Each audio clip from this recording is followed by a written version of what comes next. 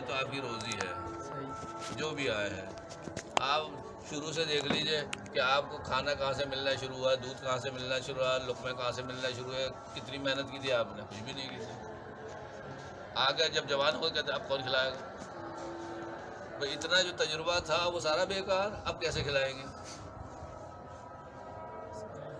جانوروں کو دیکھ لیجئے, پرندوں کو دیکھ لیجئے,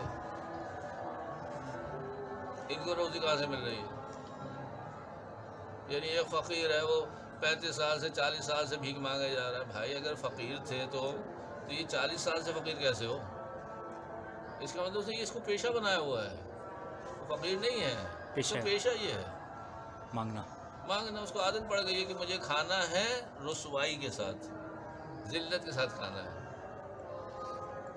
اچھا, اس میں ایک سوال ابھی ذہن میں یہ آیا کہ جیسے آپ نے کہا اپنی ذہنی سطح و ترقی, جو میں نے ہی سوال کیا تھا, اس میں ہمیں کیسے پتہ چل جائے گا کہ اب ہم ایک اسٹیپ پاس ہو گئے اور اب ہم اگلی کلاس میں آ گئے, کہ ہماری تھوڑی ترقی ہو گئی ہے؟ اگر آپ کے حالات وہی ہمیشہ ہیں تو اس کا مطلب ہے آپ کی ترقی نہیں ہو رہی.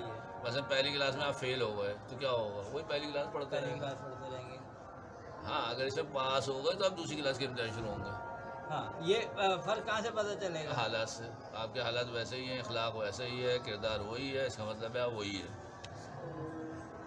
اگر آپ میں تبدیلی آئی ہے, بہتری آئی ہے تو اس کو ترقی کر رہے ہیں, اور بدتر ہو گئے تو اور نیچے جا رہے ہیں.